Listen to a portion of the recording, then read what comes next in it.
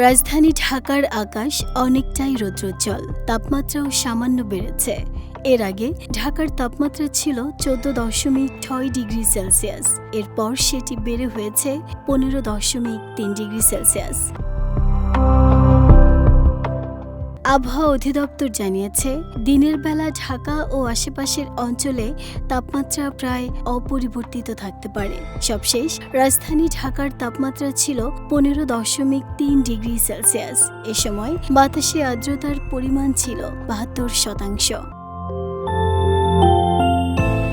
আবহাওয়ার পূর্বাভাসে আরও বলা হয়, ঢাকা ও পার্শ্ববর্তী এলাকায় আবহাওয়া শুষ্ক থাকতে পারে।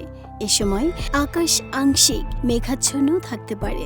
একই সঙ্গে উত্তর পশ্চিম অথবা উত্তর দিক থেকে ঘন্টায় 8 থেকে 12 কিলোমিটার বেগে বাতাস বয়ে যেতে পারে। নাহিদা স্মৃতি, দেশ রূপান্তর।